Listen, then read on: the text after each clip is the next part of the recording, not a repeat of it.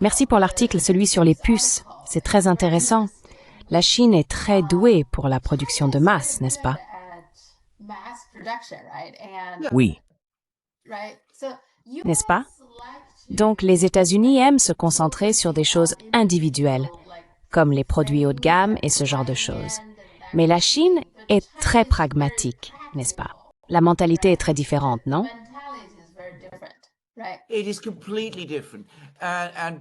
c'est complètement différent.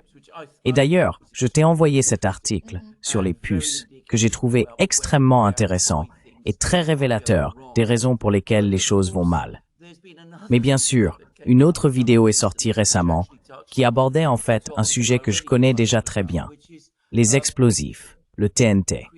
En gros, ils ne peuvent pas fabriquer d'obus en Europe et ils ne peuvent pas en fabriquer en Occident parce qu'ils ne produisent plus de TNT. Ils ne fabriquent plus d'explosifs puissants. Et l'une des raisons pour lesquelles ils ne peuvent plus produire d'explosifs puissants, et je l'avais déjà entendu, je savais tout cela, mais maintenant c'est partout, c'est que, pour fabriquer des explosifs puissants, il faut une fibre de coton de très haute qualité. Et devine qui en produit? La Chine. Pourquoi les Occidentaux ne se lancent-ils pas dans la production de fibres de coton haut de gamme? Et c'est pour Smith Bray.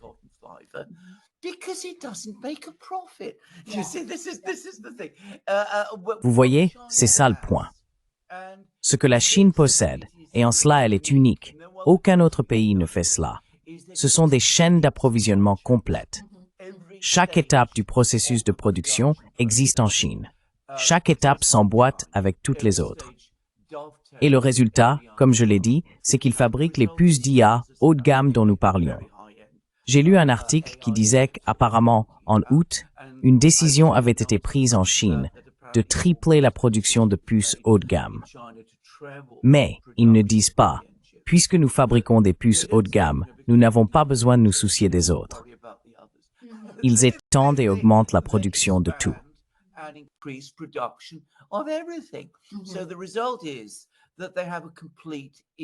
Le résultat, c'est qu'ils disposent d'un système industriel complet. Autrefois en Occident, nous avions cela aussi, mais ce n'est plus le cas aujourd'hui. Désormais, tout le monde doit travailler, se regrouper, chercher à maximiser les profits. Et cela ne conduit pas seulement à d'énormes faiblesses industrielles, mais cela provoque aussi, et je suis sûr que les gens en Chine le savent, une immense flambée spéculative sur les marchés boursiers américains. Puis-je dire quelque chose à ce sujet?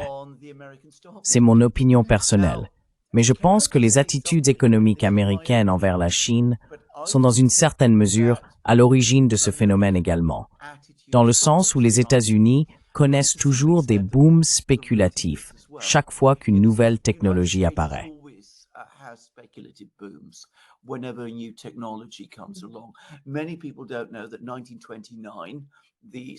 Beaucoup de gens ignorent qu'en 1929, la flambée du marché boursier reposait sur les actions liées à la radio.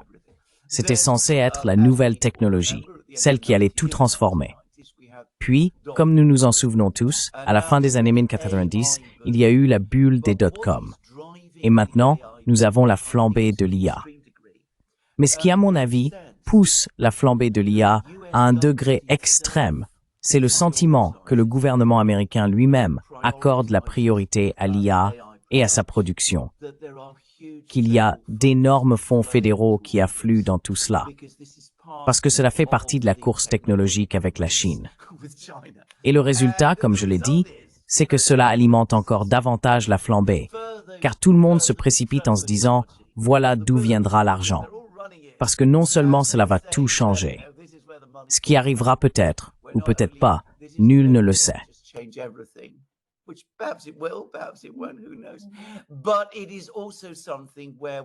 Mais c'est aussi une situation où l'on peut être sûr que l'oncle Sam lui-même va rédiger bon nombre de ces chèques. Je pense que cela explique en partie l'espèce d'exubérance irrationnelle que l'on observe sur les marchés financiers. Et à ce sujet, je ne sais pas si les gens en Chine en sont conscients, mais cette flambée spéculative, apparemment, les statistiques viennent de sortir à ce propos, a contribué à hauteur de 40% à la croissance du PIB des États-Unis au cours de l'année écoulée, non seulement en 2025, mais aussi en 2024. Nous disons depuis un certain temps dans ces émissions qu'une grande partie du PIB américain repose en fin de compte sur les mouvements d'argent, la création de dettes et tout ce qui s'y rattache. Mais nous voyons aujourd'hui un exemple particulièrement extrême de ce phénomène. Car ce qui se passe, c'est que l'argent afflue massivement vers ces actions.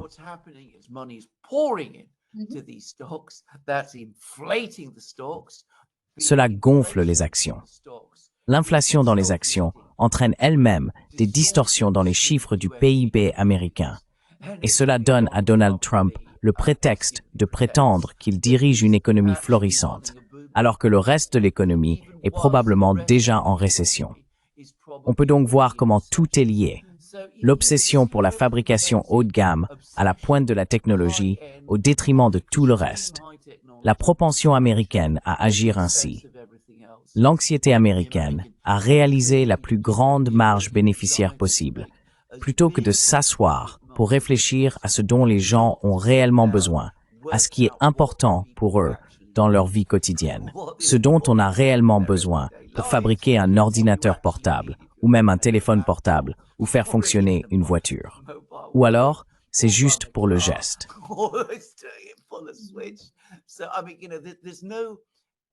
Donc, je veux dire, vous savez, il n'y a pas...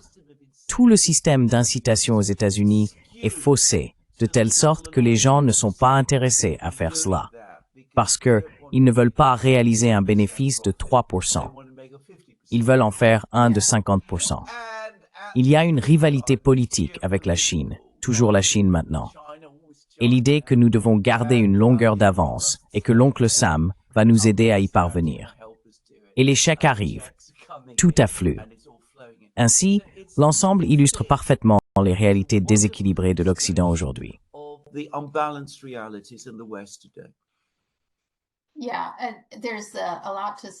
Oui, il y a beaucoup à dire à ce sujet. Je veux dire, les dernières nouvelles sur l'IA, je ne sais pas si tu as suivi, on a parlé de Nvidia, non? Ils investissent dans OpenAI et ensuite OpenAI utilise cet argent, je ne sais pas, 100 milliards ou quelque chose comme ça, pour acheter des puces Nvidia. Maintenant, la dernière nouvelle, c'est que AMD a pris 10% de la participation d'OpenAI. Donc, bien sûr, OpenAI va utiliser cet argent pour acheter des puces AMD. Donc, tout le truc, c'est que...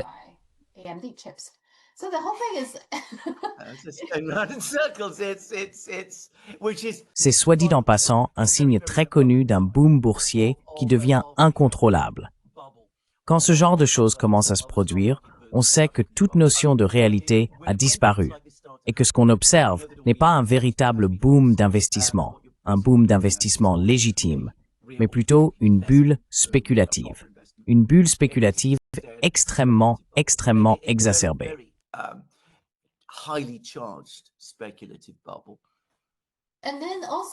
Et puis aussi, en même temps, je trouve que cette mentalité de vouloir faire de l'argent rapidement nuit vraiment aux États-Unis. Beaucoup d'excellentes entreprises, ces sociétés de capital investissement arrivent, tu sais. Elles les démantèlent, vendent les bonnes parties, les charges de dette, puis prennent l'argent et s'en vont. Elles détruisent entreprise après entreprise. Ce sont de bonnes entreprises américaines, rentables, qui fournissent des services utiles et essentiels comme les soins de santé ou les soins aux personnes âgées, les unes après les autres. Ces sociétés de capital investissement interviennent simplement parce qu'elles veulent faire de l'argent rapidement. C'est juste tout cela. Je pense que ce qu'il faut vraiment aborder, c'est que personne n'en parle même.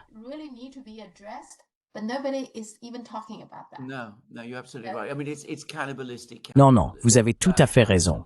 Je veux dire, c'est du capitalisme cannibale. C'est exactement ça. C'est devenu extrêmement prédateur. Et vous avez tout à fait raison.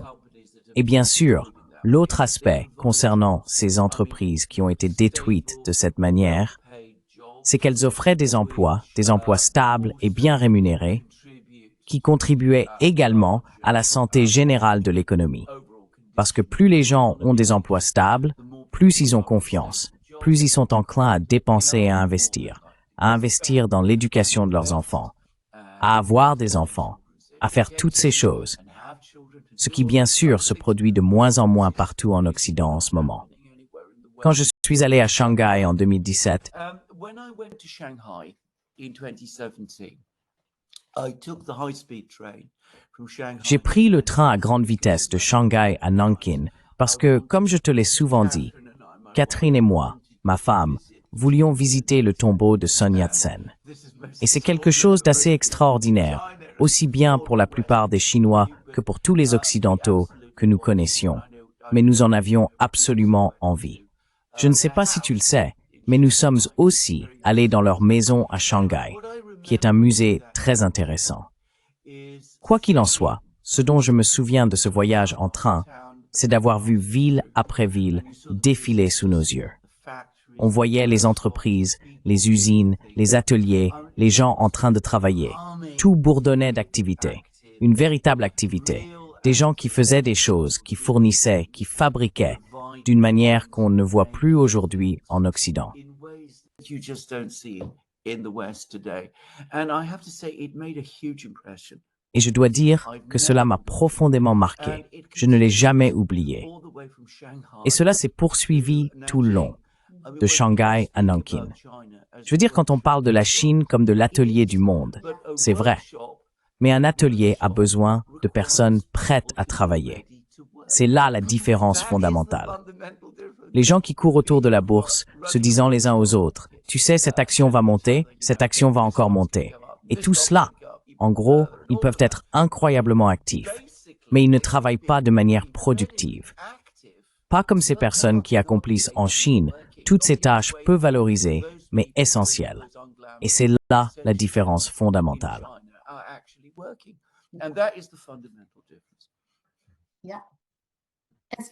Oui. Et en parlant des gens qui doivent travailler, la fermeture du gouvernement américain, j'ai l'impression que ni les républicains, ni les démocrates, ni Trump ne semblent très pressés ou impatients de rouvrir le gouvernement. Ce n'est pas étrange, ça. Pourquoi donc?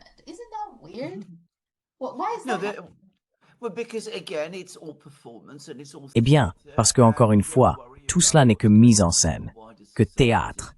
Et vous ne vous souciez pas de ce qui se passe dans la société au sens large, ni de la manière dont le pays fonctionne réellement. Donc oui, on peut dire que le gouvernement américain est inefficace et dysfonctionnel, et c'est vrai. Mais, vous savez que fait-on? On ne propose pas de plan clair et réfléchi pour réformer le gouvernement, mais quelque chose que l'on pourrait présenter aux citoyens, obtenir leur soutien, puis mettre en œuvre pour faire avancer les choses. Non, non, non. Vous êtes simplement ravis que vos adversaires ferment le gouvernement afin que vous puissiez licencier beaucoup de gens. Et de l'autre côté, vous ne réfléchissez pas à ce que fait le gouvernement, à pourquoi il est important, ni à l'effet qu'il a sur votre propre population.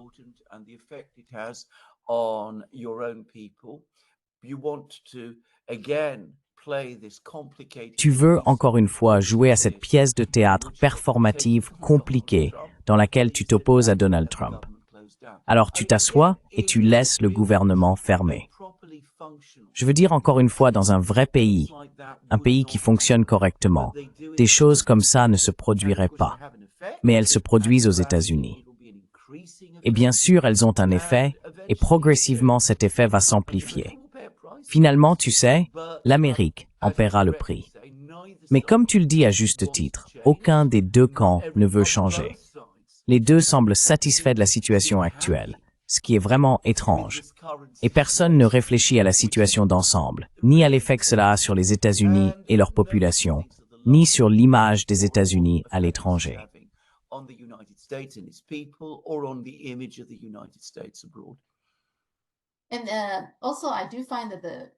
Et puis, je trouve aussi que la division entre les partis, le conflit, semble devenir de pire en pire. Je ne sais pas si tu as regardé l'audition, il y a eu une audition, je crois, au Sénat à propos de cette affaire.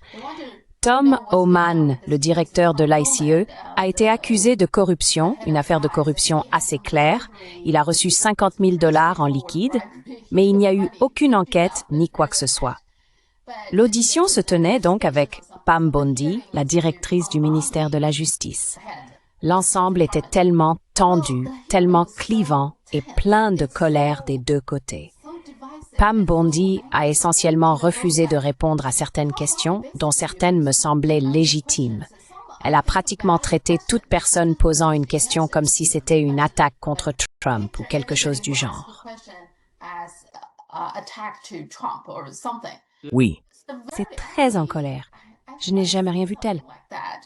No, I haven't either. I mean, again, non, moi non plus. upon a time, Je veux dire, autrefois, et je parle d'il y a très longtemps maintenant, les commissions du Congrès étaient l'une des grandes institutions des États-Unis.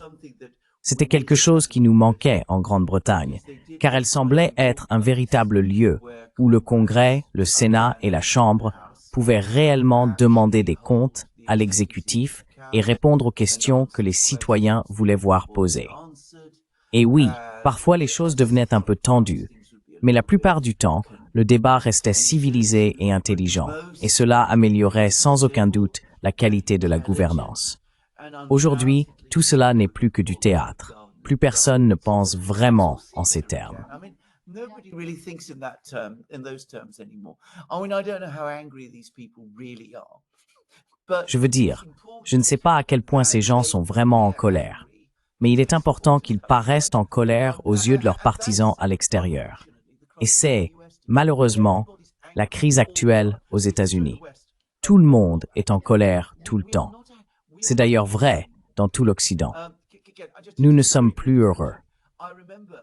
Petite digression. Je me souviens avoir dit cela la seule fois où je suis allé en Chine. J'y étais avec Catherine, à Shanghai, et je lui ai dit, tout le monde ici est détendu. C'est en voyant des gens détendus et en paix avec eux-mêmes qu'on se rend compte que nous ne sommes plus comme ça. That you realize that they're not that any longer. Back home. De retour chez moi, oui, c'est vrai. Quand je suis retournée en Chine au moment où j'ai atterri à Pékin, je me suis sentie très détendue. Pour une raison quelconque, c'est une sensation différente. Les services de douane aux États-Unis, vous savez, me rendent toujours nerveux. Même les agents des douanes sont toujours très tendus, pour une raison ou une autre, même si j'ai tous les papiers en règle et tout le reste. Mais chaque fois que je passe la douane aux États-Unis, je suis toujours nerveux. Je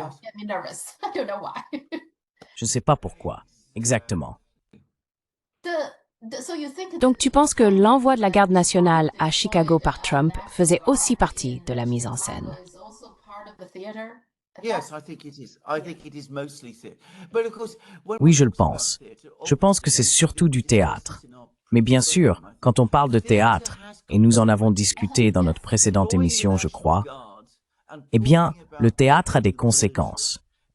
Déployer la garde nationale et parler de déployer l'armée dans les villes américaines et dire à l'armée « Voici comment vous allez désormais former vos troupes » va inévitablement créer sa propre dynamique. Cela signifie une militarisation accrue de la vie américaine. Cela implique une attitude complètement différente envers l'armée de la part des habitants des villes, qui verront les militaires patrouiller dans leurs rues. Cela va transformer l'armée elle-même, qui sera bien plus impliquée dans les conflits politiques du pays. C'est dans l'ensemble une très très mauvaise chose. Et oui, il se peut que Trump n'ait en réalité aucun projet d'arrêter des gens ou de les rassembler ou de faire ce genre de choses. Mais ça ne veut pas dire que de mauvaises choses ne pourraient pas se produire à la suite de cela. doesn't mean that bad things might not happen as a result of this. De plus, James Comey, l'ancien directeur du FBI, il a été inculpé. Maintenant, les médias disent que Trump s'en prend à ses ennemis. Je pense qu'il y a certainement une grande part de vérité là-dedans. Mais James Comey lui-même a fait beaucoup de choses discutables, n'est-ce pas? No question about this. I mean, he played an absolutely Aucune question là-dessus. Je veux dire, il a joué un rôle absolument essentiel dans la diffusion de toute l'affaire du Russiagate. En fait, on peut dire qu'il a été la personne la plus importante dans son orchestration. Et l'autre chose, sur laquelle je ne veux pas trop entrer dans les détails, car je ne peux pas imaginer que beaucoup de gens s'y intéressent, c'est qu'après que Trump est devenu président, pendant les premières semaines de sa présidence, alors que Comey était encore directeur du FBI, il espionnait ouvertement Trump. Il menait en réalité, comme il l'a admis, une surveillance sur son propre supérieur. C'est une situation très très glissante, un personnage, pour le dire avec modération, et à certains égards, une situation très sinistre. Et l'accusation particulière, selon laquelle il a menti au Congrès, constitue une infraction passible de poursuite.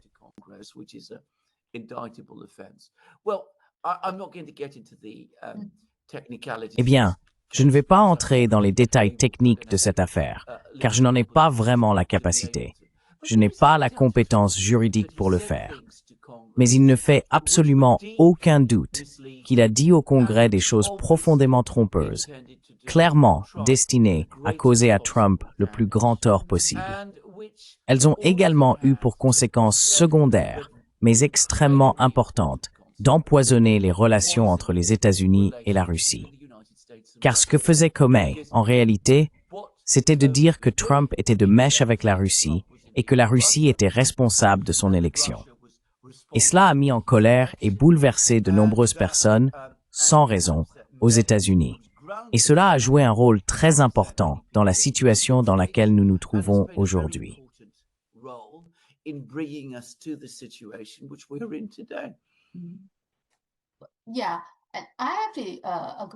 Oui, je suis en fait d'accord sur le fait que James Comey a fait beaucoup de choses que je considère comme illégales. Mais malheureusement, comme Trump est tellement clivant et qu'il garde une rancune contre beaucoup de gens, cela mine un peu ses propres actions. Donc dans ce cas, beaucoup de gens disent « Oh, il s'en prend juste à ses ennemis ». Tu vois? Mais il y a une part de vérité là-dedans. Malheureusement, Trump s'est parfois discrédité lui-même en étant aussi partisan et aussi clivant, je pense.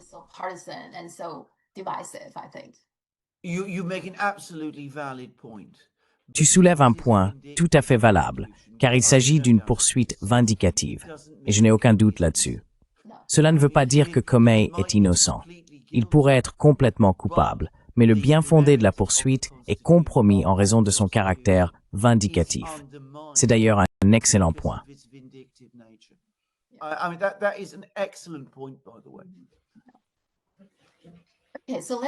Alors, parlons des élections. Il y en a plusieurs.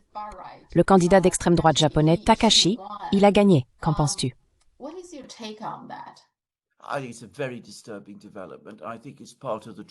Je pense que c'est une évolution très inquiétante. Je crois que cela s'inscrit dans une tendance de la politique japonaise qui dure depuis de nombreuses années, remontant selon moi à l'ère Nakasone dans les années 1980. Il y a eu au Japon une dérive continue vers une vision plus nationaliste, anti-chinoise et révisionniste, ainsi qu'un retour à de nombreuses idées et à des figures très troublantes qui ont pris le contrôle du pays à la fin du 19e siècle et ont conduit une grande partie de l'Asie au désastre dans les années 1930 et 1940. Le problème, c'est qu'il n'y a jamais eu de véritable remise en question au Japon après la Seconde Guerre mondiale, et ses opinions et attitudes sont restées présentes. L'empereur lui-même, comme nous le savons, a été protégé par les Américains et n'a donc jamais eu à rendre de compte.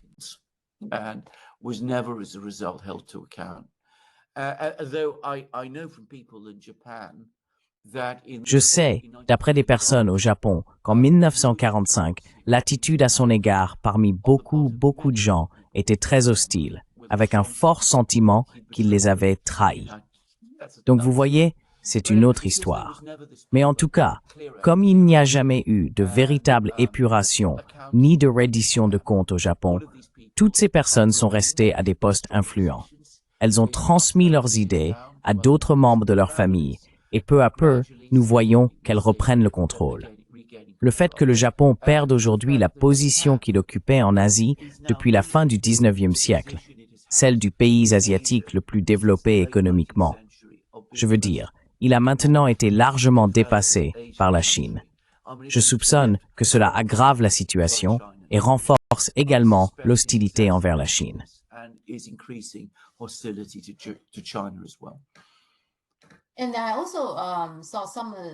Et j'ai aussi vu qu'au Japon, certaines personnes ne sont pas contentes de cette situation. Mais certains disent que c'est en partie parce que l'extrême droite est plutôt anti-immigré. comme dans de nombreux pays européens. Cela semble être un problème aussi. La composante anti-immigrée du parti semble l'avoir aidé. De plus, j'ai l'impression que si l'on regarde les turbulences dans différents pays, je ne suis même pas sûre qu'elles tiennent très longtemps. L'actuelle a tenu 1 an, non? Et si l'on regarde la Corée, l'ancien président est maintenant sous enquête et dans une situation très difficile. Il est resté en fonction peut-être 2 ou 3 ans. Et même si l'on regarde la Grande-Bretagne, Keir Starmer est là maintenant, mais pas depuis très longtemps. Et avant lui, il y avait aussi... je pense que c'est un symptôme général aujourd'hui dans de nombreux pays occidentaux.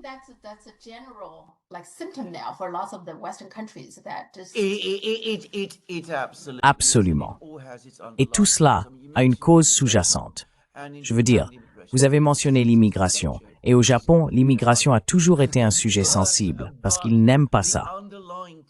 Mais le problème fondamental dans toutes les économies occidentales, c'est que depuis des décennies, bien avant la crise de 2008, nous vivons une période de stagnation économique. J'ai vécu cela toute ma vie d'adulte, je le vois. Je me souviens qu'au cours des années 1960 et au début des années 1970, le niveau de vie augmentait et la technologie progressait sans cesse, améliorant considérablement la vie des gens.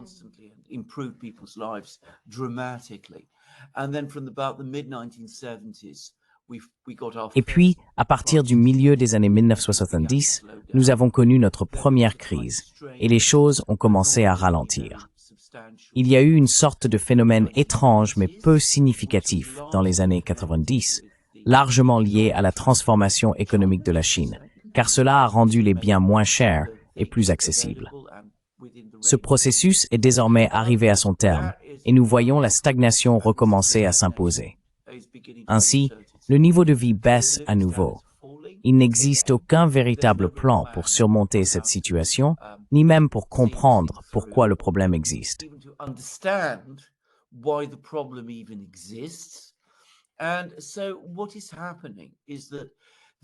Et donc, ce qui se passe, c'est que les systèmes politiques occidentaux produisent de plus en plus souvent des personnages de plus en plus improbables et invraisemblables, si je peux le dire ainsi, qui proposent toutes sortes de réponses faciles et simplistes.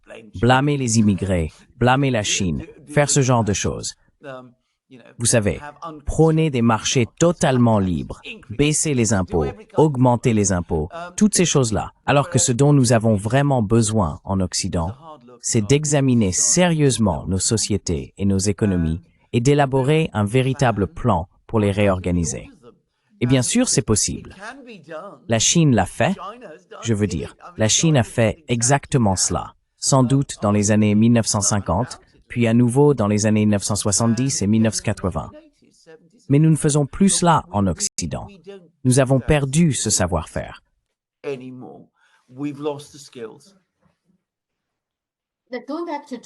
En revenant au Japon, je pense qu'il est important pour le Japon de reconnaître et de s'excuser pour ce qu'il a fait pendant la Seconde Guerre mondiale. Je pense que c'est une bonne chose pour le Japon, car ce n'est qu'à ce moment-là qu'il pourra aller de l'avant. Je ne pense pas qu'il soit sain pour le Japon d'être constamment rappelé par différents pays et différentes personnes. Voilà ce que vous avez fait pendant la Seconde Guerre mondiale. Vous ne l'avez jamais reconnu. Vous ne vous êtes jamais excusé. Je ne pense tout simplement pas que ce soit une chose saine pour le Japon. Je pense qu'il est bien préférable d'en parler ouvertement, de présenter des excuses sincères et d'aller de l'avant. Je crois que c'est une bien meilleure voie pour le Japon.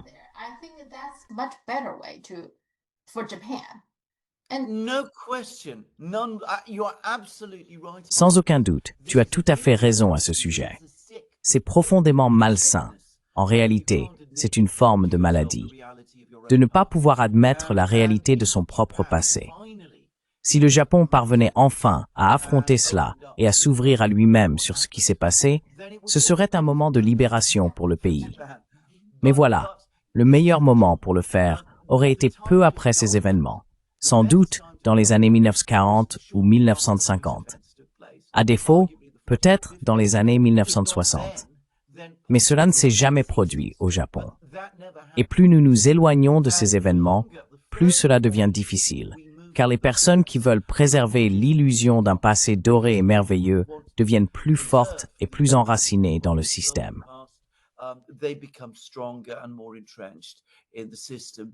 And for other people, Et pour d'autres personnes, eh bien c'est de l'histoire, des choses qui se sont passées il y a longtemps. D'ailleurs, ce que vous avez dit à propos du Japon est tout aussi vrai pour la Grande-Bretagne. Je veux dire, la Grande-Bretagne n'a jamais vraiment fait le bilan de son histoire. Nous en avons parlé dans de très nombreuses émissions. Et le résultat, c'est qu'il n'y a jamais eu ce moment en Grande-Bretagne où les Britanniques se sont réunis pour dire « Regardons, le passé est quelque chose que nous devons exorciser et laisser derrière nous. Nous devons plutôt réfléchir à la manière de construire nos sociétés et de les rendre saines, fortes et meilleures qu'elles ne l'étaient. » C'est un incroyable manque de courage. Nous ne l'avons jamais fait en Occident, et les Japonais suivent notre exemple. En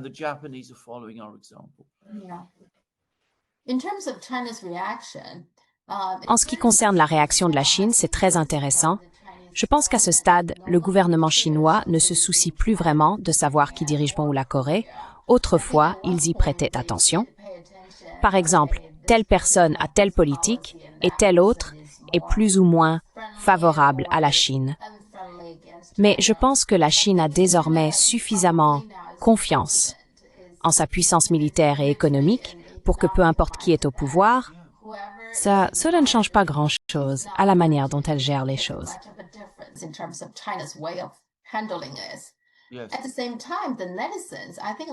En même temps, je pense que beaucoup d'internautes disent en gros, si tu oses tenir ta promesse d'avant, provoquer une énorme affaire, un grand affrontement entre le Japon et la Chine, alors, et elle a aussi, à un moment donné, déclaré que ce qui concerne Taïwan concerne le Japon. Et les gens disent, n'y pense même pas.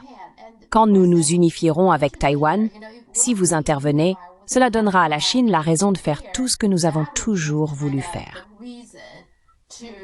Donc, la Chine est pratiquement prête pour cela. Pour cette raison, je pense qu'il serait dans l'intérêt du Japon de présenter des excuses et surtout de ne pas s'impliquer dans les affaires intérieures de la Chine, qu'ils s'en tiennent à l'écart.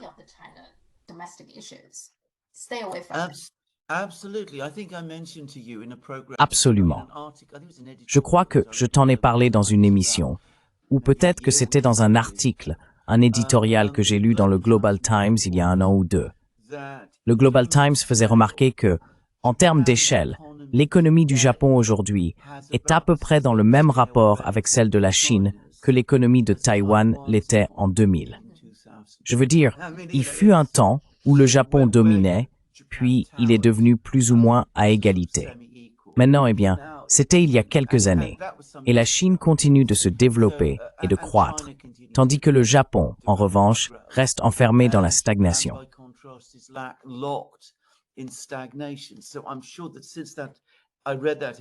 Je suis sûr que depuis que j'ai lu cet éditorial, l'écart n'a fait qu'augmenter.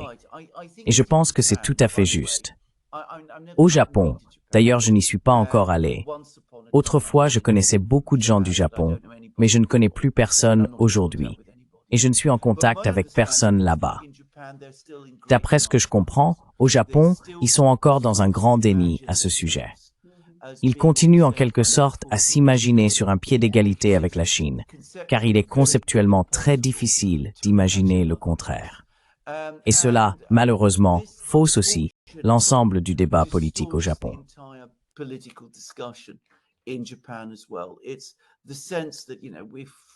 C'est cette idée que, vous savez, tant que les Américains sont avec nous, et pourquoi quelqu'un ferait confiance aux Américains est une autre question.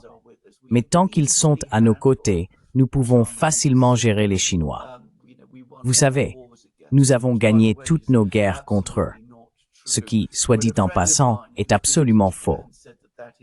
Mais un ami à moi, qui est allé au Japon, m'a dit que c'est ce que les gens là-bas disent. Donc vous voyez, nous sommes la grande nation guerrière, belliqueuse, nous gagnons toujours. C'est une vision désastreusement erronée, mais je pense que beaucoup de Japonais y croient encore. Oui, et puis...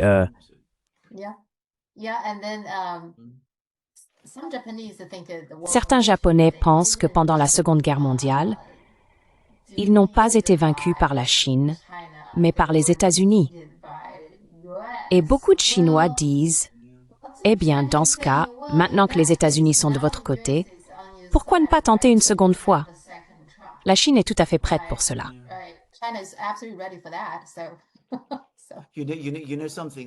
Tu sais quoi? Les Russes disent la même chose à propos de l'Allemagne. C'est exactement pareil.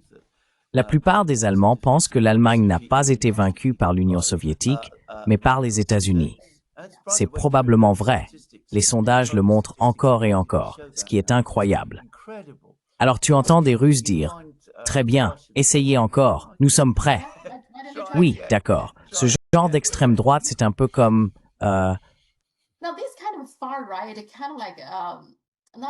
Pas seulement au Japon, mais la République tchèque a également eu une élection.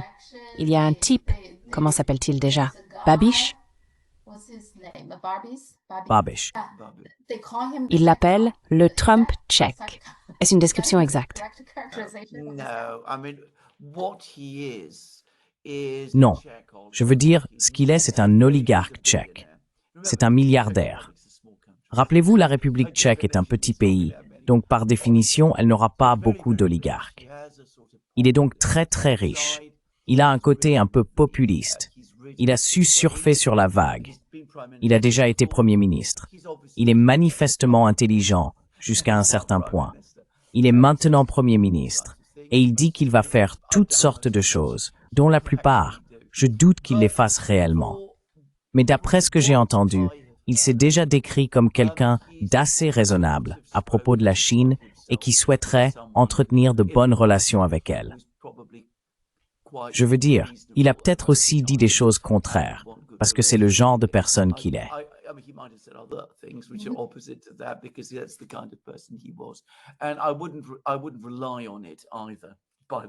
Et je ne m'y fierai pas non plus d'ailleurs. Mais encore une fois, ce que l'élection en République tchèque a montré, ce n'est pas qu'il y a un immense enthousiasme pour cet homme. Je ne le pense pas. Je crois plutôt qu'il y a un fort sentiment qu'un changement radical est en train d'arriver. En revanche, les électeurs n'aimaient absolument pas le gouvernement précédent, qui était pro-européen, anti-russe, anti-chinois et extrêmement atlantiste. Son soutien s'est effondré lors de l'élection. Il conserve encore une certaine popularité à Prague, la capitale, où ce type de personne a tendance à se regrouper. Mais dans le reste du pays, il n'a pratiquement plus de soutien.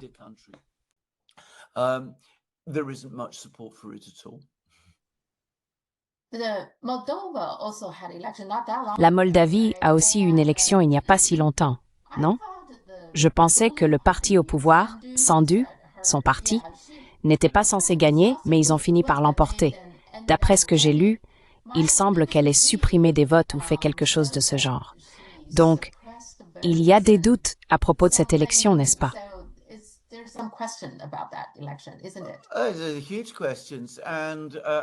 Il y a d'énormes questions. Et, fait intéressant, un long article à ce sujet a été publié dans The Spectator, qui est le principal magazine politique et d'actualité du Royaume-Uni, plus influent en Grande-Bretagne que The Economist d'ailleurs. L'article affirmait très clairement que l'élection en Moldavie avait été profondément entachée d'irrégularités, qu'il y avait de nombreux bureaux de vote en Europe, là où vit une diaspora moldave, mais seulement, je crois, 2 en Russie, alors même que la diaspora y est au moins aussi importante, que des partis politiques avaient été interdits la veille du scrutin et que des obstacles avaient été mis en place pour empêcher les gens d'accéder aux bureaux de vote.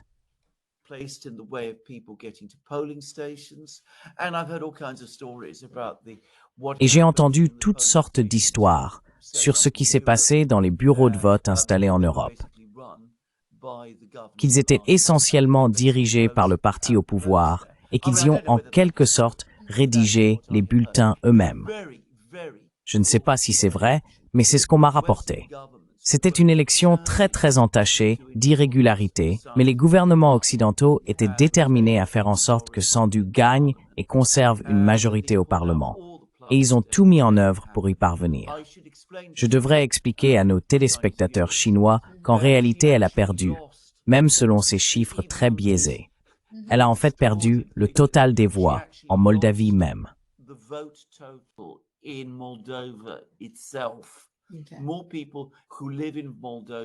Selon les chiffres officiels eux-mêmes, plus de personnes vivant en Moldavie ont voté contre elle que pour elle. Si son parti a obtenu la majorité, c'est uniquement parce que les votes venus de l'étranger en Europe se sont massivement empilés en sa faveur.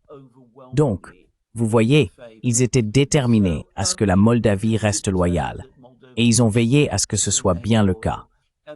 C'est comme avec la Roumanie l'année dernière, où il semblait que la mauvaise personne allait remporter l'élection, alors ils ont tout simplement annulé le scrutin. Et d'ailleurs, Sandu a encore déclaré que si l'élection tournait mal cette fois-ci, elle l'annulerait. Voilà donc, la démocratie se porte à merveille en Occident, comme vous pouvez le constater.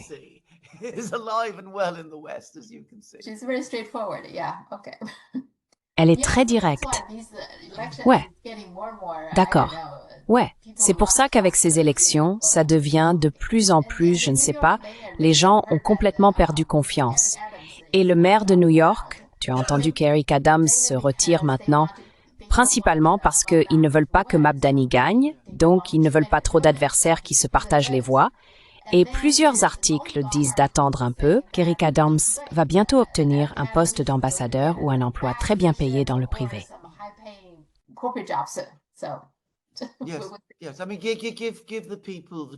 Oui, je veux dire, donnons le choix au peuple. Laissons l'élection se dérouler de manière ordonnée et normale, mais assurons-nous simplement qu'à la fin, la bonne personne l'emporte. Voilà ce qu'est la démocratie en Occident aujourd'hui. Et bien sûr, pour parler sérieusement, les populations à travers l'Occident deviennent profondément désillusionnées et cyniques à ce sujet. Je rappellerai simplement à nos téléspectateurs chinois que le Parti conservateur britannique tient actuellement sa conférence annuelle, qui est un événement politique majeur dans la vie des partis politiques ici. Et bien sûr, souvenez-vous, ils étaient au pouvoir jusqu'à l'année dernière.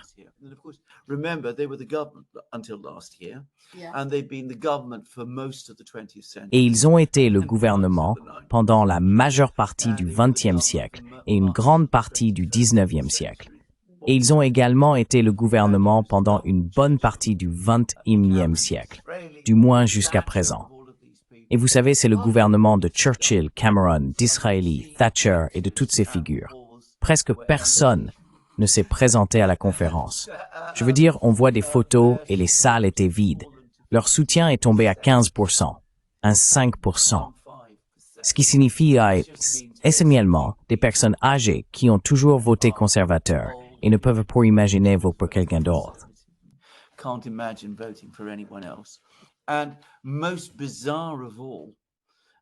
Et plus étrange encore, le parti a organisé une séance de spiritisme. Ils avaient une boîte aux lettres où l'on pouvait écrire une lettre et l'envoyer à Margaret Thatcher, qui est bien sûr décédée. Franchement, c'était l'une des choses qu'ils ont faites. Donc, voir ce qui a été, pendant les 250 dernières années, le parti dominant en Grande-Bretagne s'effondrer de cette manière en dit long sur l'effondrement de la politique, la perte de confiance et le cynisme qui règne aujourd'hui en Occident.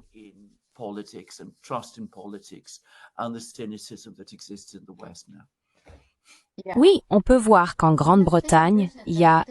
Tu as suivi ça. Il y a une affaire d'espionnage. Il y avait deux types, tous les deux prénommés Christopher, n'est-ce pas? Christopher Cash et Christopher Berry. Mais cette affaire s'est effondrée. Je n'ai jamais vraiment compris ce qu'ils avaient fait. On disait toujours qu'ils avaient fourni des documents non classifiés à quelqu'un, je suppose en Chine. Eh bien, si c'est non classifié, où est le problème? Je ne comprends pas.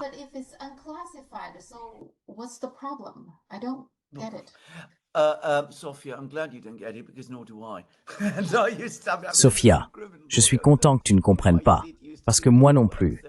Je n'ai jamais été avocat pénaliste, mais j'ai déjà fait du travail juridique. On pourrait penser que quelqu'un comme moi serait capable de comprendre. Quoi qu'il en soit, d'après ce que j'ai entendu, cette affaire a toujours été extrêmement fragile. Elle était pleine de failles et avait toutes les chances d'échouer. Et il était pratiquement impossible de considérer ces personnes comme des espions, dans un sens réel, ou même dans n'importe quel sens en fait. Mais bien sûr, ce n'est pas l'histoire qui circule en Grande-Bretagne. Ce que les médias britanniques racontent, c'est que si l'affaire s'est effondrée, ce serait soi-disant parce que, pendant le procès, le gouvernement britannique a déclaré au tribunal que la Grande-Bretagne ne considérait pas la Chine comme une menace.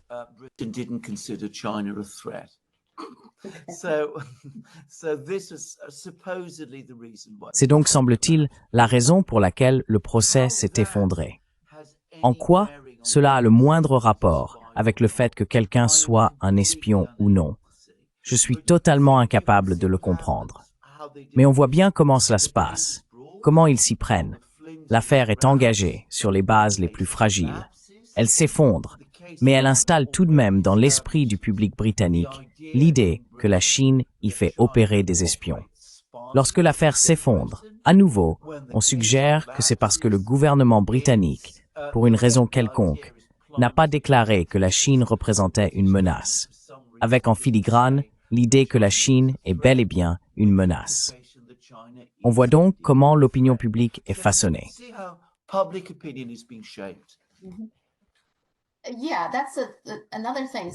Oui, c'est encore autre chose. Donc, la politique de Keir Starmer vis-à-vis de la Chine, ce qu'elle est exactement, est aussi confuse. On voit ce cas où ils essaient clairement de salir la Chine, non? Toute l'affaire tourne autour de la Chine. En même temps, je crois que Jonathan Powell, son conseiller à la sécurité nationale, lui, je ne le savais pas, aurait apparemment visité la Chine au début de cette année, mais cela n'a pas été largement rapporté jusqu'à ce que la Chine, je suppose, en donne elle-même une version. Donc on dirait qu'il essaie aussi de se rapprocher de la Chine, peut-être pour en tirer quelque chose. Alors quelle est exactement sa politique envers la Chine? Essaie-t-il de collaborer avec la Chine ou pas?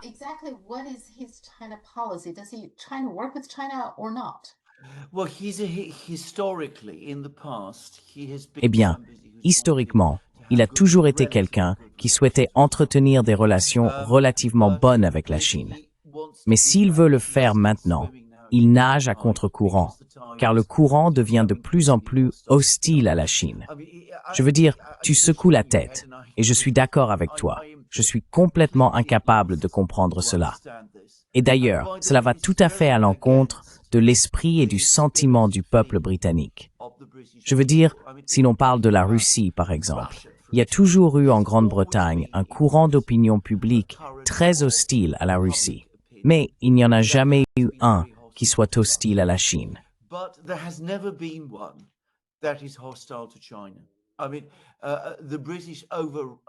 Je veux dire, les Britanniques, dans l'ensemble, ont traditionnellement été très favorables à la Chine. Il existe une communauté britanno-chinoise au Royaume-Uni. Elle est partout. Elle est bien considérée, appréciée et bien intégrée à la vie britannique. Il n'y a pas de tension entre les Chinois et les Britanniques, comme celle que l'on peut observer entre les Britanniques et les membres d'autres communautés. En fait, la question ne se pose même pas. C'est donc quelque chose de très artificiel, mais qui est désormais délibérément construit. On le voit dans les médias, dans des procès de ce genre, et aussi dans les universités, d'ailleurs, auxquelles on dit d'arrêter d'accueillir des étudiants chinois, alors même que les étudiants chinois ont soutenu les universités.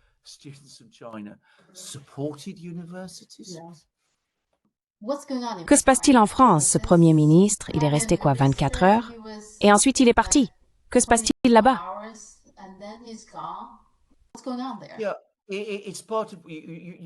Vous m'avez posé cette question sur la crise plus profonde que nous traversons en Occident, et c'en est une autre manifestation.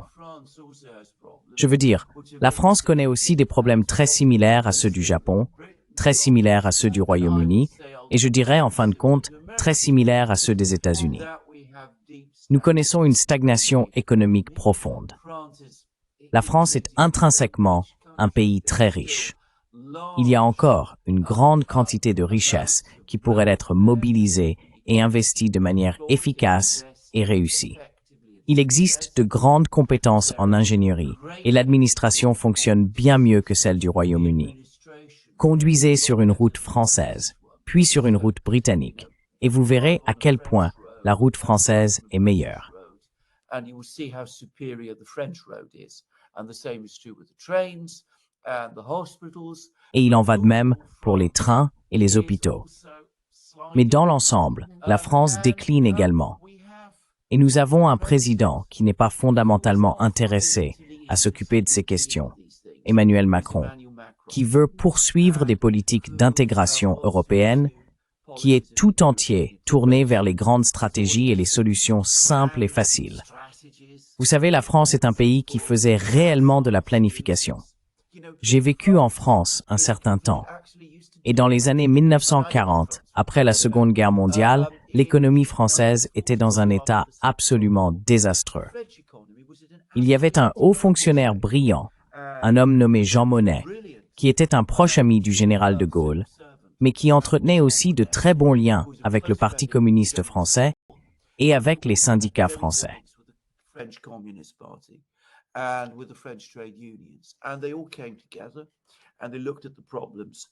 Et ils se sont tous réunis pour examiner les problèmes de l'économie française.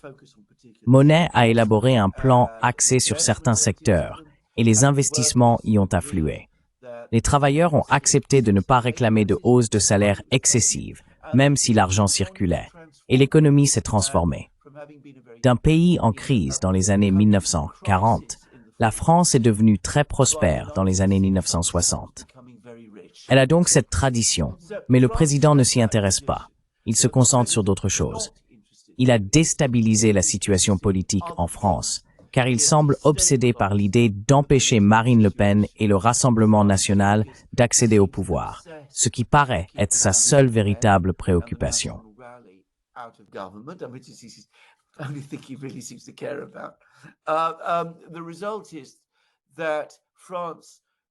Le résultat, c'est que la France, pendant pratiquement tout le temps où il a été président, a été privée d'un gouvernement efficace, parce que ce n'est pas vraiment un gouvernement. Tout n'a été qu'intrigue, manipulation et manœuvres de ce genre. Et le résultat, c'est que nous avons maintenant une crise politique. Les niveaux d'endettement sont hors de contrôle, l'économie stagne, le Parlement est querelleur et divisé, mais hostile au président. La société française, dans son ensemble, est très en colère. Le président refuse de partir et continue de proposer des premiers ministres qui sont ses amis et alliés fidèles, même s'il sait que le Parlement ne les acceptera pas. Donc oui, il y a cette personnalité extraordinaire, Emmanuel Macron, qui est au cœur de ce problème. Mais il y a aussi une question plus large, celle de cette profonde stagnation et de cet échec de la gouvernance en Occident.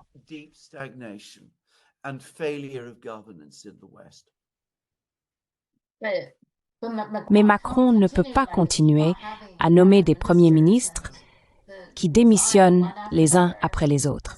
À un moment donné, je crois que quelqu'un en France a même évoqué la destitution. Oui, absolument. N'est-ce pas? Et à un moment donné, peut-être qu'il devra partir, tu vois? Eh bien, en effet. Ce qui est intéressant, c'est que ces 2 derniers jours, de nombreuses personnes qui étaient autrefois des alliés politiques de Macron ont déclaré « ça suffit, il doit démissionner, il est temps pour lui de partir ». Il déstabilise continuellement la situation politique en France et cette situation devient intolérable. La France a besoin d'un nouveau président prêt à tracer une nouvelle voie. Mais Macron ne le veut pas, car il craint que, s'il démissionne, l'élection ne se solde par la victoire de Marine Le Pen ou de quelqu'un de son parti.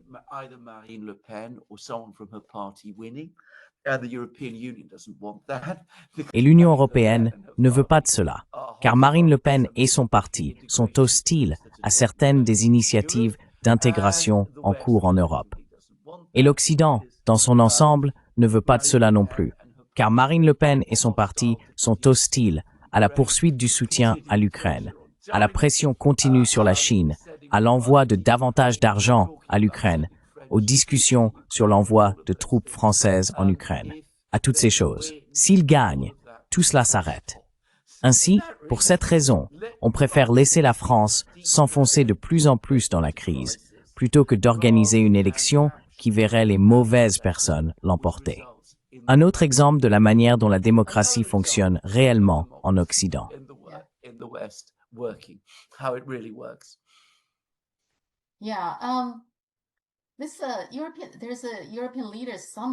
Oui, il y a un sommet des dirigeants européens, n'est-ce pas? En parlant de l'Europe, il s'y passe plusieurs choses intéressantes. Tout d'abord, Angela Merkel était présente et elle a ensuite accordé une interview à la presse hongroise. Dans cette interview, elle a mentionné que, avant la montée vers la guerre en Ukraine, elle et Macron voulaient avoir une communication directe avec Poutine, mais que la Pologne et les 3 pays baltes s'y étaient opposés. Donc ça ne s'est pas fait. Cette partie de l'interview a suscité beaucoup de réactions en Pologne et dans les pays baltes. Ils étaient vraiment en colère contre elle, du genre « vous ne pouvez pas nous en faire porter la responsabilité », et ainsi de suite. J'ai regardé cette interview, enfin pas en entier, elle durait environ 47 minutes, mais j'ai eu le sentiment que lorsqu'elle a dit cela, elle ne cherchait pas à les blâmer. J'ai plutôt l'impression que c'est une manière de dire « ne me reprochez pas cela », plus qu'autre chose.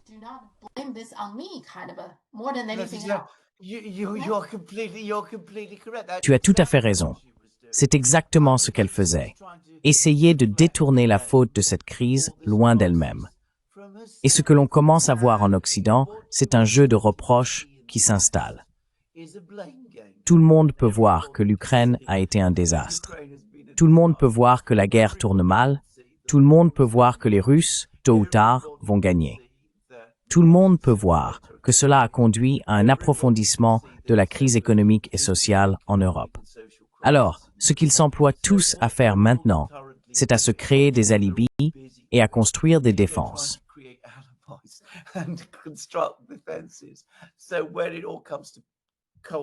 Alors quand tout s'effondrera, ils diront « Non, non, non, ce n'était pas moi, c'était lui, c'était eux, c'était quelqu'un d'autre, jamais moi. » Et je me souviens de cette proposition. D'ailleurs, j'en ai longuement discuté à l'époque et elle était dénuée de sens. Elle ne signifiait absolument rien. Tout d'abord, les Polonais et les Baltes s'y sont opposés, c'est vrai. Mais les Pays-Bas et d'autres pays européens aussi. Le critique le plus virulent de la proposition de Merkel était Mark Rutte, qui était alors le Premier ministre des Pays-Bas.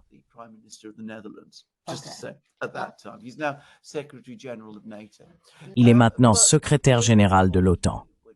Mais tout le monde savait, lorsqu'elle a fait cette proposition, qu'elle allait quitter la scène quelques semaines plus tard. Donc personne ne l'a prise au sérieux. Elle essayait simplement de se donner une porte de sortie avant de partir. Elle a donc proposé cette idée que personne n'a prise au sérieux à l'époque et elle a ensuite été classée et oubliée. Et maintenant que tout le monde voit venir les choses, comme on dit en Grande-Bretagne, elle l'a simplement ressorti. Elle dit « Eh bien, regardez, c'était mon plan. Nous aurions parlé à Poutine à ce moment-là, et cela aurait mis fin à la guerre. Mais ces gens méchants et stupides des États baltes, de la Pologne et d'ailleurs, ne me l'ont pas permis. »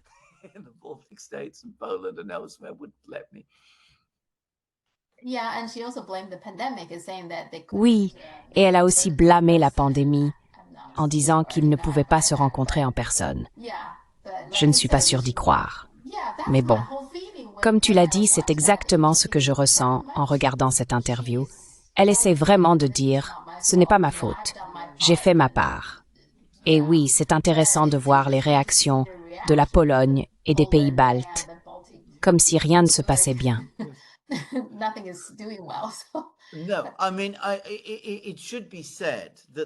Non, je veux dire, il faut reconnaître qu'il y a une vérité dans tout cela, à savoir que les États baltes ont joué un rôle immense dans la création de la crise en Europe. Je veux dire, ces 3 très petits pays, bien plus que la Pologne d'ailleurs, ont réussi à contaminer toute l'Europe avec leur sentiment de ressentiment et leur hystérie à propos de la Russie. C'est vraiment extraordinaire. Et un jour, il faudra bien qu'une discussion ait lieu sur les raisons et les circonstances de cet enchaînement. Pourquoi des pays comme l'Allemagne, la France et l'Espagne se sont laissés emporter par la colère et la fureur des capitales de petits endroits comme l'Estonie et la Lituanie ou ailleurs. in capitals of small places like, Estonia and Lithuania or whatever. But I mean, saying that. Mais je veux dire cela montre qu'il est finalement absurde de leur en faire porter la responsabilité.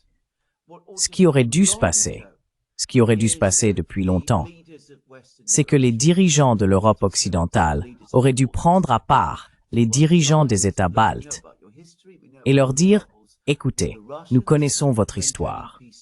Nous connaissons vos difficultés avec les Russes. Maintenir la paix en Europe est plus important.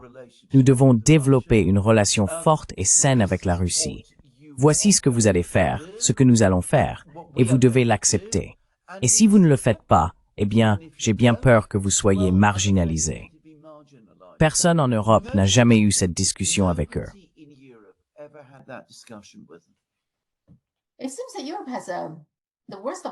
Il semble que l'Europe est le pire des deux côtés, non? D'un côté, elle est très autoritaire, enfin, affirmée dans ses décisions. En même temps, elle paraît très sensible aux réactions des petits pays face à certaines choses. Du coup, elle tient trop compte de ces petits pays. Mais pourquoi précisément les pays baltes, n'est-ce pas? Il y avait d'autres petits pays aussi. Mais je suppose que c'est peut-être simplement parce qu'ils ont eux-mêmes peur de la Russie en général.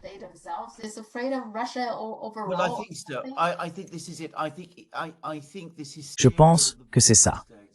Je pense que cette hystérie venant des États baltes s'inscrit dans la peur et l'aversion sous-jacente envers la Russie que l'on retrouve dans une grande partie de l'Europe.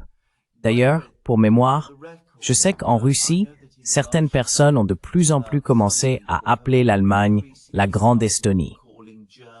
Cela montre bien ce qu'ils pensent de l'Allemagne aujourd'hui.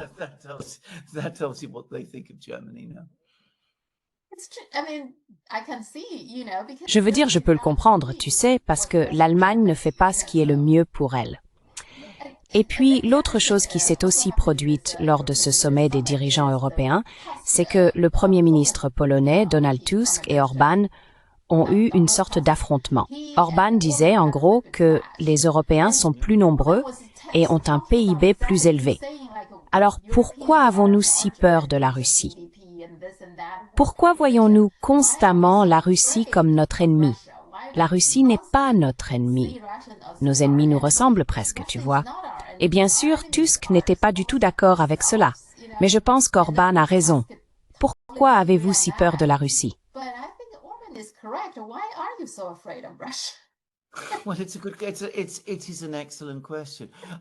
Eh bien, c'est une excellente question.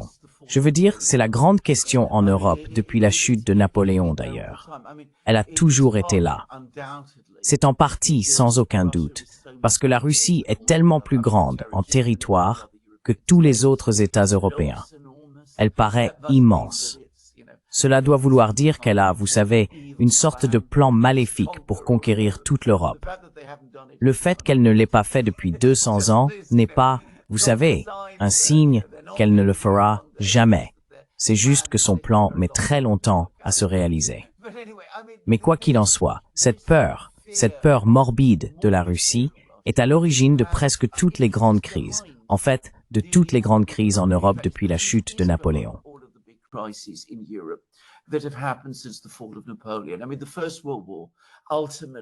Je veux dire, la Première Guerre mondiale, en fin de compte, tournait entièrement autour de cela, la peur de la Russie qui existait à cette époque en Allemagne. J'ai étudié cette période en profondeur. L'ambassadeur d'Allemagne à Saint-Pétersbourg en 1914 écrivait des notes au gouvernement à Berlin. C'était un homme très intelligent, très compétent, le comte Portalis. Et il disait au gouvernement de Berlin, « Écoutez, il n'y a aucune menace pour nous d'ici. La Russie se concentre entièrement sur son propre développement économique et sur ses très graves problèmes internes. Je peux vous assurer que du tsar jusqu'au dernier fonctionnaire, personne ne veut la guerre avec nous. » Mais à Berlin, on refusait de le croire. Et le chancelier de l'époque, un homme nommé Bethmann Hollweg, passait son temps à s'inquiéter qu'un jour, les Russes avancent jusqu'à l'ouest et s'emparent de son propre domaine. Je veux dire, des choses paranoïaques. Mais elles sont toujours là, toujours tapis en arrière-plan. They are always there. They are always there lurking in the background. The Middle East. Le Moyen-Orient. Nous en avons déjà parlé. Aucun de nous ne croit que l'accord de paix Trump puisse fonctionner. Tout d'abord, Israël ne le suivrait jamais, n'est-ce pas? Les bombardements continuent. Et presque immédiatement après que Trump a présenté ce plan en 20 points, Netanyahou est retourné en Israël et dans l'une des interviews, il a déclaré ouvertement que les FDI ne se retireraient pas. Cela n'arrivera pas, il l'a dit. D'accord. Alors, où allons-nous à partir de là? Penses-tu que Trump est un peu frustré maintenant? Ou bien où allons-nous à partir d'ici?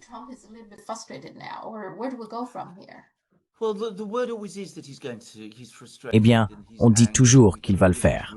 Il est frustré et en colère, et nous entendons toutes ces rumeurs de querelles entre Netanyahou et Trump et tout le reste.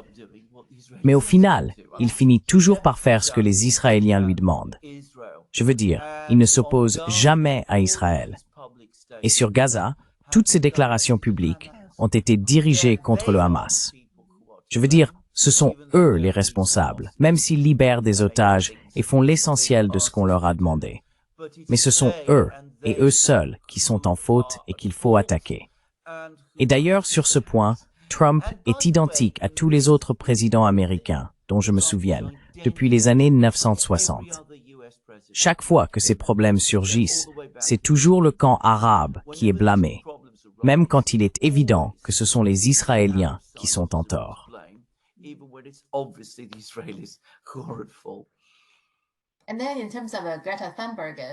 Et puis, en ce qui concerne Greta Thunberg, beaucoup d'internautes en ont parlé, car la plupart des Chinois ne l'aimaient pas lorsqu'elle menait sa campagne pour le climat. Mais sur ce sujet, elle a été courageuse, tu sais, donc beaucoup de gens l'ont soutenue. Ce qui est intéressant, c'est qu'il y a environ 6 ans, Obama l'avait invitée pour une interview. Cette fois, quand elle a été arrêtée, rien. On n'entend rien.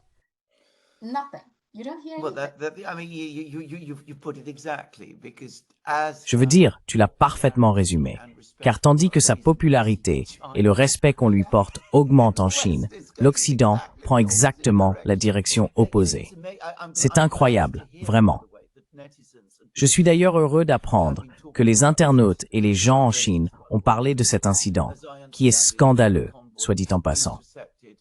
D'après ce que j'ai compris, ce convoi a été intercepté en haute mer et toutes ces personnes ont été arrêtées alors qu'elles n'avaient commis aucun crime. Ici, cela a à peine été rapporté.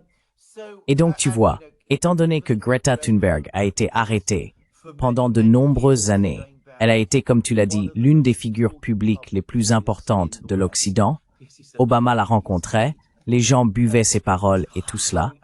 Le fait qu'elle soit aujourd'hui effacée de la scène en dit long sur le monde occidental actuel.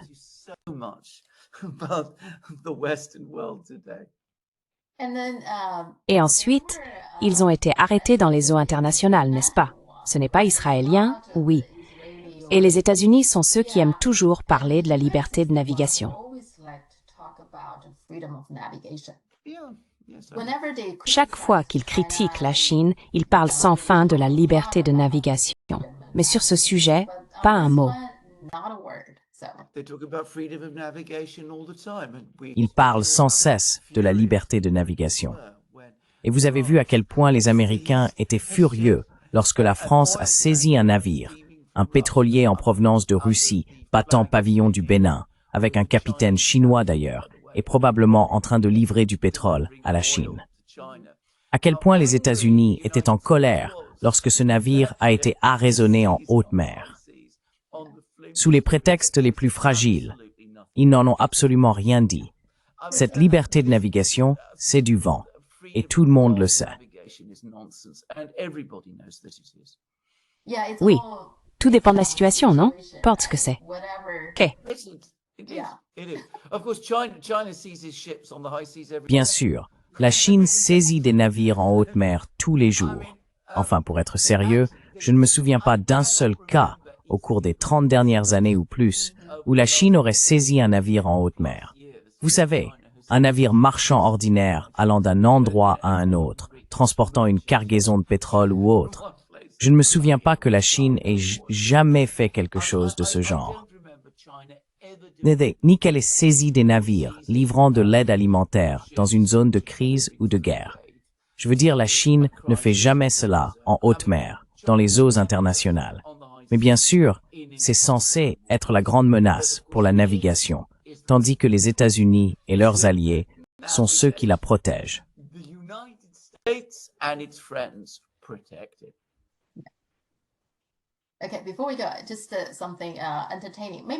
D'accord, avant de partir, juste quelque chose d'un peu divertissant. Enfin, peut-être pas tant que ça. Alors, le Canada a un parc d'attractions appelé Marineland. Il est situé en Ontario et possédait 35 belugas. Ah, vraiment? Oui, 35. Pendant la pandémie, ils ont connu une crise économique et après cela, ils ne s'en sont jamais vraiment remis. Ils en ont donc vendu 5 aux États-Unis et 3 d'entre eux sont morts très rapidement. Une fois qu'il est devenu évident que ces animaux sont difficiles à entretenir, tous les autres parcs d'attractions et aquariums ont perdu tout intérêt à leur en acheter.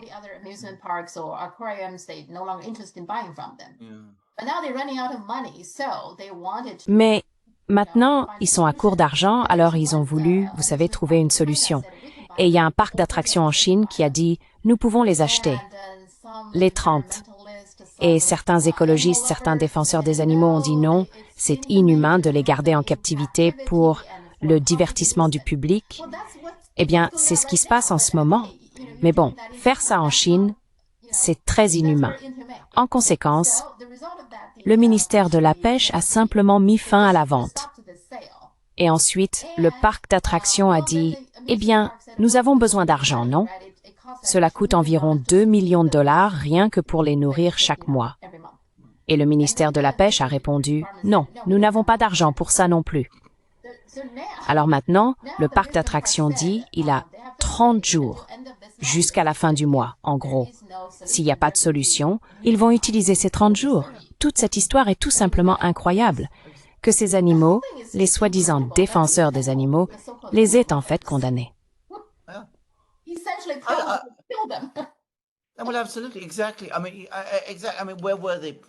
Eh bien, absolument. Exactement. Je veux dire, où étaient-ils d'ailleurs quand ce parc d'attractions canadien était en activité et fréquenté avec ses baleines, de toute façon? Je veux dire, mais non, absolument. L'affaire met en évidence 2 choses. D'abord, la manière dont ces gens ne s'intéressent finalement pas vraiment aux animaux, ni à leur bien-être, et ensuite, cette hostilité morbide envers la Chine qui est toujours présente, qui corrompt tout, de l'état du marché boursier à ce que font les écologistes. Je veux dire, pour revenir à Greta Thunberg, si elle parlait du Xinjiang, même si ce qu'elle disait était totalement fictif, on lui érigerait des statues. Mais lorsqu'elle s'oppose à un véritable génocide mené par l'un de nos amis, elle devient une non-personne.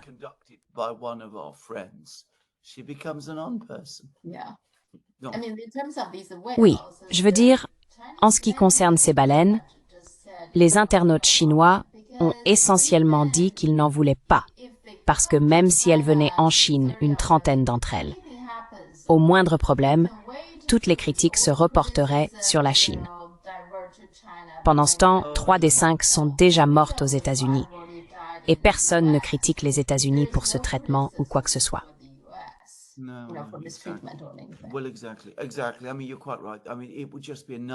Eh bien, exactement. Exactement. Je veux dire, vous avez tout à fait raison. Ce ne serait qu'un autre prétexte pour critiquer la Chine. D'ailleurs, à propos de l'écologisme, encore une fois, quel pays a assaini ses villes? Quel pays est le plus actif dans le développement de la transition verte, véhicules électriques et tout le reste? Est-ce qu'on lui en donne le mérite? Non. Est-ce que les écologistes viennent dire non, non, non, nous devrions suivre l'exemple de la Chine? Non, absolument pas.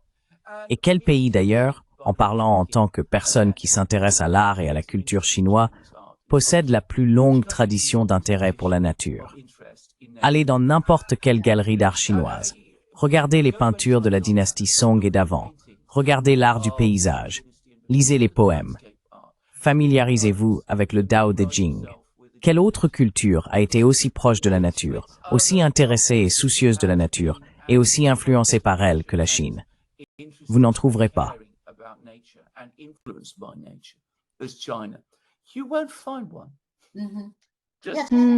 Oui, la Chine accorde une grande importance à la nature et à l'harmonie entre les humains et leur environnement. Absolument. C'est un aspect essentiel.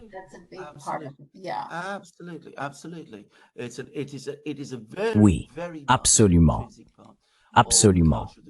C'est vraiment une partie intrinsèque de la culture du peuple chinois. Mais maintenant, si nous envoyons des belugas en Chine, eh bien, vous savez, nous savons quelle chose terrible on prétend qu'on leur fera là-bas. Je veux dire encore une fois, le grand problème de la Chine, c'est que tant de choses dites à son sujet sont fausses, déformées et motivées par des préjugés occidentaux et des suppositions de supériorité. Ça doit être très difficile à supporter pour les Chinois, pour être honnête. Je suis surpris qu'ils y parviennent aussi bien.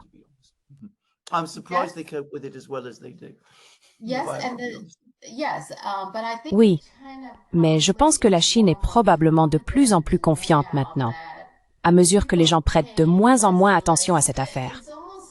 C'est presque comme un appel comique. Donc tu préférerais que ces 30 belugas meurent?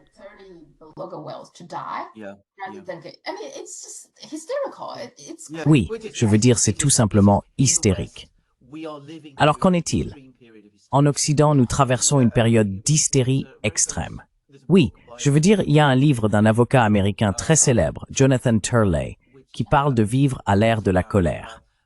Et j'ai dit que ce livre était mal intitulé, parce que nous ne vivons pas à l'ère de la colère.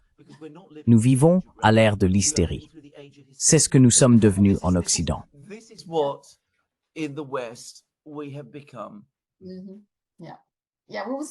Oui, on verra dans 30 jours ce qu'il adviendra de ces baleines. Ce serait terriblement ironique s'ils finissaient par les euthanasier. Je trouve ça incroyable. C'est probablement ce qui va se passer. Et tu sais quoi, Sophia? Tu ne verras pas beaucoup de couverture médiatique de cette histoire quand ça arrivera. Oui, d'accord. Oui, d'accord. Très bien. Je sais que tu as d'autres choses à faire, alors je vais te laisser. Merci beaucoup. En effet. Et j'ai hâte de reparler la semaine prochaine. Oui, Je serai là. merci beaucoup. Au revoir. Au revoir.